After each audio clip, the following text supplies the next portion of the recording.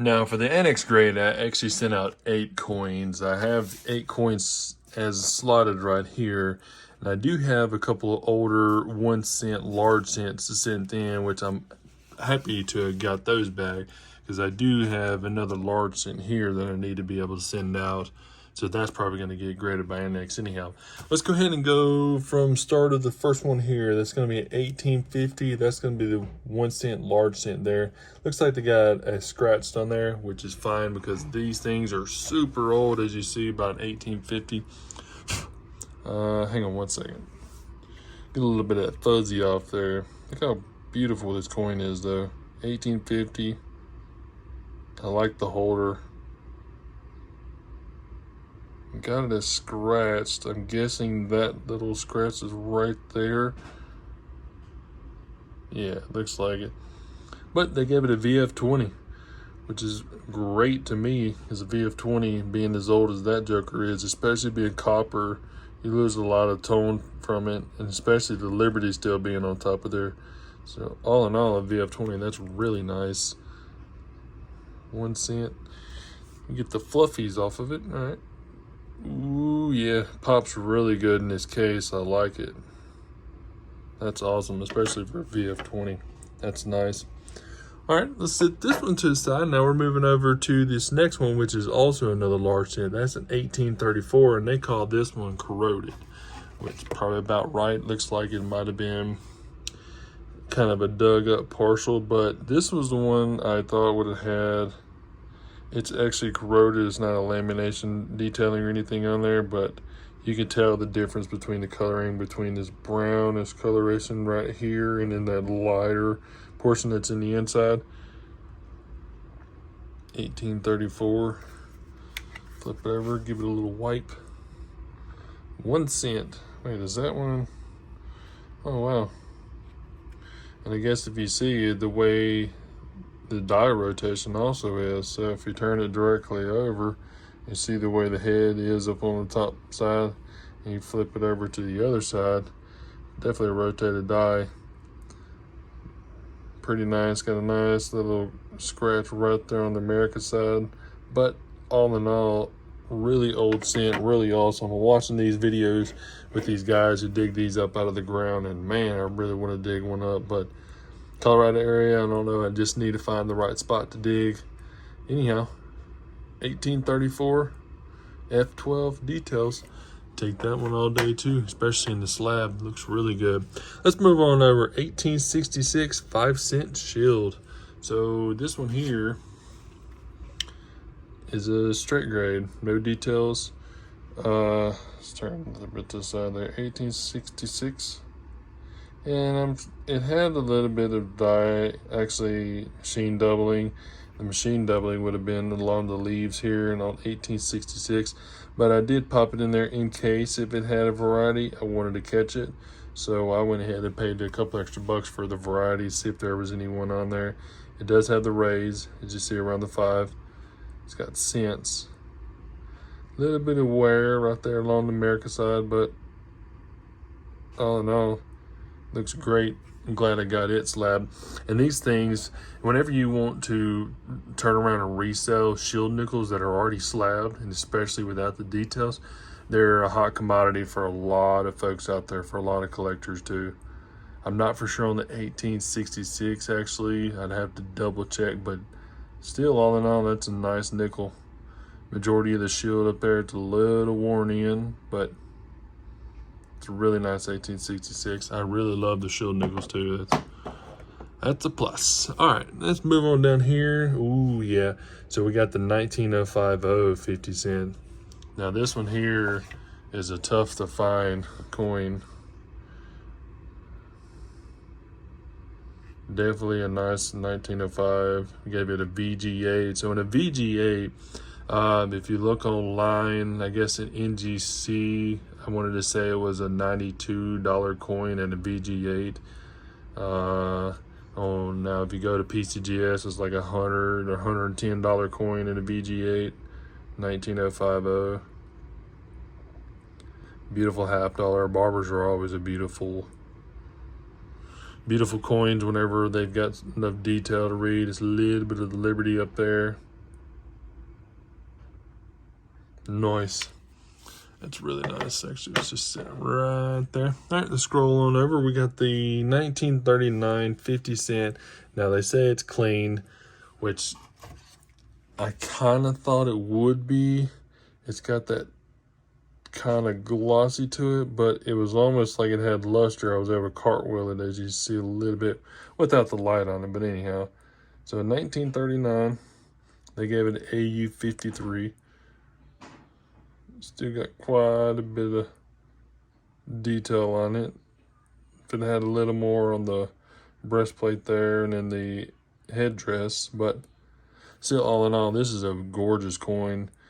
This is probably one of the better coins that they've ever made for the U.S. standard. Beautiful eagle on the back. A lot of details still left on this coin. So I just wanted to get one graded because I don't have a Walking Liberty graded. I don't have one. So, and if I ever pull one out of a box that looked like this, I would probably send it out to get it graded. So that is a nice addition too. Yet again, the clean, it doesn't bother me none. Now the Sacagawea one here, this is the one we submitted in to see if it was going to be, it had two little die cracks, but they didn't call it a variety. I actually resent them. Actually, what happened was, coin is not the requested variety. So I want to say if I submit this coin in to a different grading company, they're going to be able to see what we're talking about. And if I get the angle, let me see if I get it better right here. You see right by the bottom star here, hang on a second. See by the bottom star and the bottom wing down there, just right above the D, there's a die crack goes all the way through from the L through the star through the wing. And then also up top here, I don't know if I can get this one readied. But anyhow, up at the top right here also, it's another die crack that goes through the wing, goes through the A&M. But yet again, if ANACS doesn't, I guess, observe, or they take up the right kind of, what am I trying to get at? The error or the variety that's on the coins, they won't put it on here. They won't submit for it. So like I said, this right here would probably have to go to NGC. And actually, if y'all stay tuned and make sure you subscribe to the channel, I do have an NGC grading coming back to me. So I will probably swap this over, submit this back out. They graded this at a 64, and that would be phenomenal if NGC graded it at 64, but that's kind of a reach for me. I honestly thought this thing was going to be about a 62, 61. It's a loss for luster. Actually, my bad. It was the one that was going through the head. So let's see if I can get this a little stalled right here. Turn the camera a little more. There's a die crack. You can definitely see the one at the bottom down there. That's pretty heavy.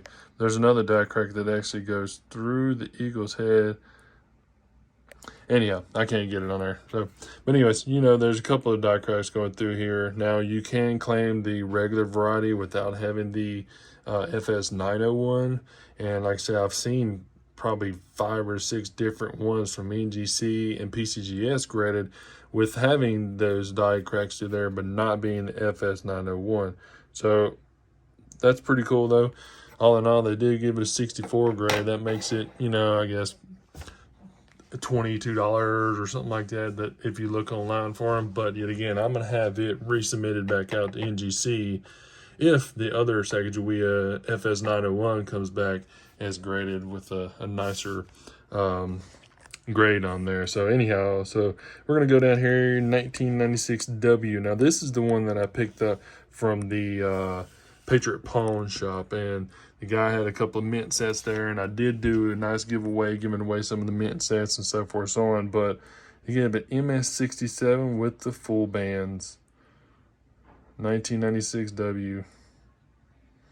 Get some of that off of there. Yeah. The luster on it, little cartwheel. And the full bands is, if you see right there on the torch, you'll have the bands going straight up. Actually, you'll have the torch itself, which if you have all of the torch lines going up and down, and also the 2 bands that are holding the torch there together. If you got the bands go straight through them, you can see the line all the way through it, then they'll definitely give you that attribute for it. But a 67 with the FSB, I've honestly haven't even looked that up to see what this was even worth, but I'll probably have to check it off camera to see here in a little bit.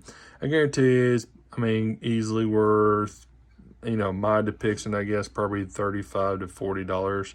Probably a hair higher, maybe a hair lower, but yet again, I'm not going to sell it. This is going to stack in the collection due to having that W on there. This is the dime that, this is the only W that I needed out of everything that I had combined. So, yet again, that's pretty awesome to get that one too. So that would be the 7th coin, and our 8th coin is going to be a W.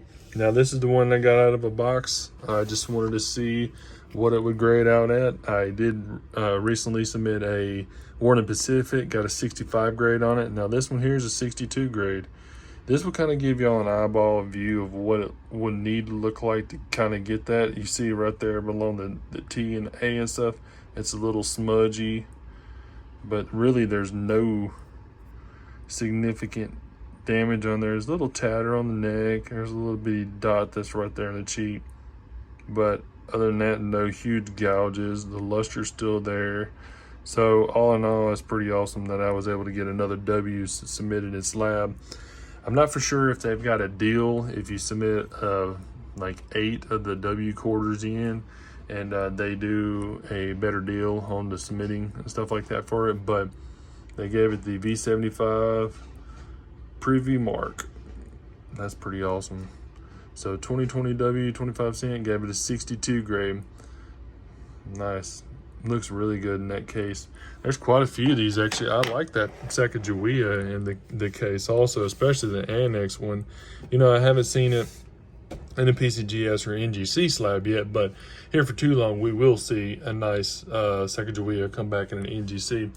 Well, all in all, that was actually a good submission. Like I said, I got everything back. I was kind of scratching heads that they weren't going to get it back to me. It was lost in transit. It was been, like I say, at the distribution center for several days. So I guess I need to be a little more patient. Nice thing about ANACS, they put it in a box that you have to take a chainsaw to get it out. And then they give you this nice little slab box here, which I usually reuse to put new slotted ANACS coins and stuff in. And then also too, they send you out a new submission form. So if you ever want to resubmit with them, it's right there in front of you. Well, I hope y'all liked the video. Like I say, make sure you hit the subscribe button. I got an NGC video going to come out hopefully in a few days. It's been there for almost a month. But anyhow, good submission totally. Have a great day.